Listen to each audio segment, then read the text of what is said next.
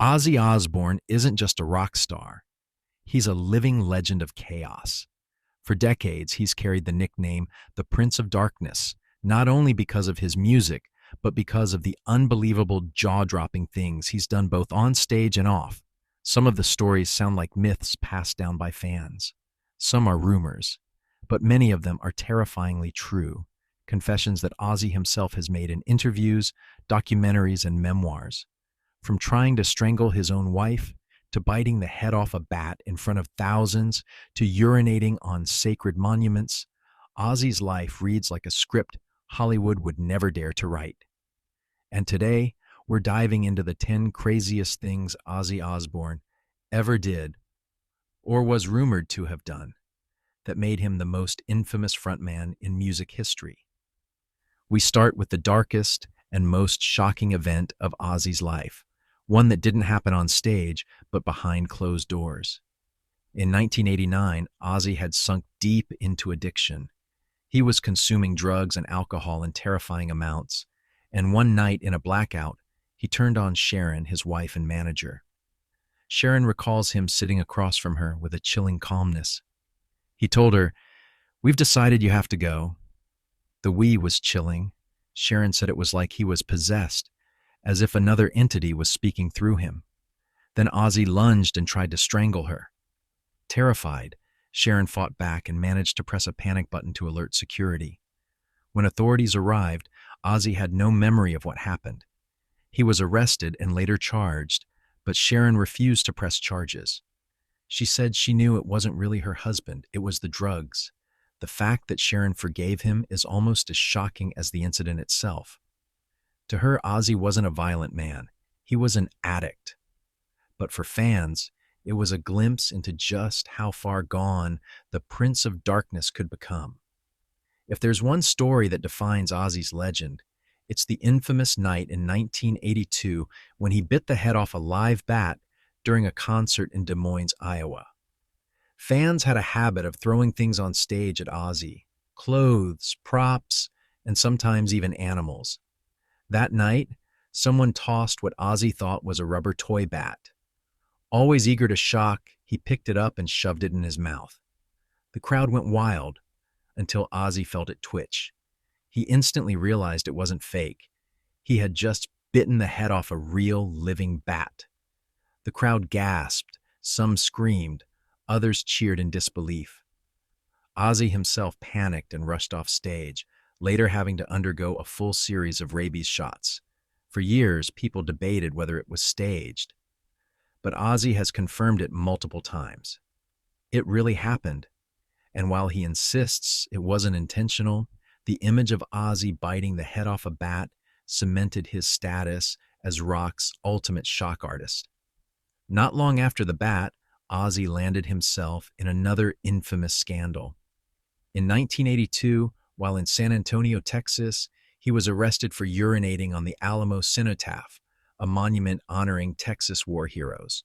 The story gets stranger. Sharon, frustrated with Ozzy's drinking, had hidden his clothes so he wouldn't go out that day.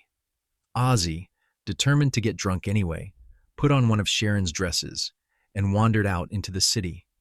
Intoxicated, he staggered up to the Alamo monument and relieved himself in full view of the public. Police immediately arrested him, and San Antonio responded by banning him from performing there for a full decade. It wasn't until 1992 that Ozzy returned, performing a show and donating $10,000 to the Daughters of the Republic of Texas as an apology.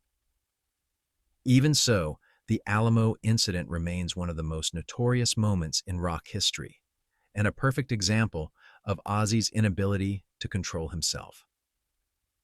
Another legendary story comes from a meeting with CBS Europe executives in the early 80s.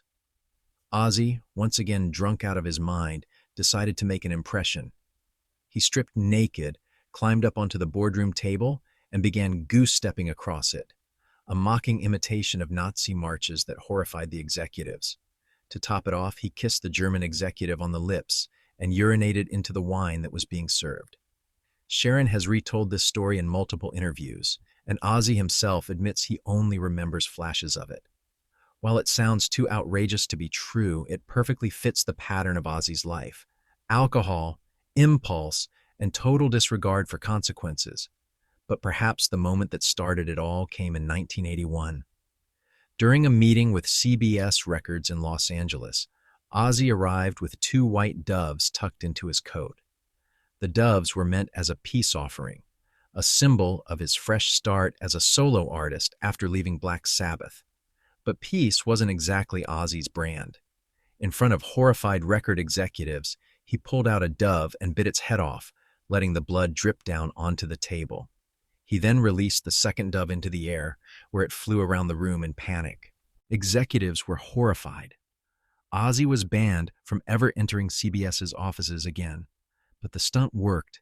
It made headlines and solidified his reputation as unpredictable, dangerous, and unforgettable. Not all of Ozzy's chaos was violent. Some of it was just bizarre. He once baked a hash-laced cake and left it in a tin with warnings. Unfortunately, a visiting vicar saw the cake, assumed it was normal, and ate it.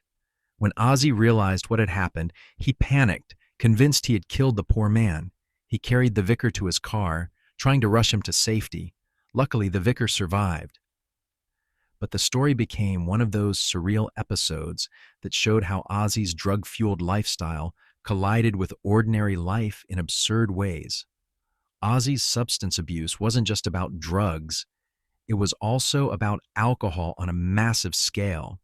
He once confessed that over a single Christmas season, he drank 28 gallons of booze. That's over 100 liters of alcohol in less than a month. To put it into perspective, that's like drinking more than a bottle of wine every single hour for weeks.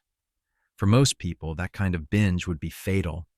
For Ozzy, it was just another holiday. In addition to drugs and alcohol, Ozzy confessed that he struggled with sex addiction. He revealed that he had undergone therapy for it, admitting that he couldn't control his impulses. For Sharon, this meant years of betrayal and heartbreak. Ozzy admitted to multiple affairs, including one with hairstylist Michelle Pugh that nearly ended their marriage. To fans, it was another layer of excess in a life already defined by it. For Ozzy, it was just another addiction on top of many. In 2003, Ozzy nearly lost his life in a quad bike crash on his estate in England. He was riding the ATV when it flipped, landing on top of him. He broke his collarbone, several ribs, and a vertebra in his neck. He was rushed to surgery and placed on a ventilator. Doctors weren't sure he would survive, yet against all odds, he pulled through.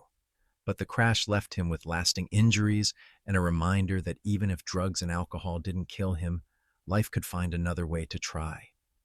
In his later years, Ozzy faced battles that weren't shocking in the same way, but they were heartbreaking. He was diagnosed with Parkinson's disease, which left him with tremors and difficulty walking. For a man who had built his legend on energy and chaos, it was devastating. Yet Ozzy refused to stop. He kept recording, kept appearing in public, and kept fighting, even as his body betrayed him. Ozzy Osbourne's life is a catalog of insanity. He tried to strangle his wife, bit the heads off animals, desecrated monuments, and consumed drugs and alcohol in amounts that defy human survival. The question is, was Ozzy doing all of this to shock the world, or was he simply unable to stop himself? Some of his stories are so outrageous they sound like legends, but in Ozzy's case, the truth really is stranger than fiction, and that's why he'll always be remembered, not just as the Prince of Darkness, but as the wildest rock star who ever lived. So what do you think? Which story shocked you the most? And do you think there are still secrets about Ozzy's life we haven't heard yet? Drop your thoughts in the comments below. And don't forget to like, subscribe, and ring the bell for more deep dives into the legends of music and Hollywood.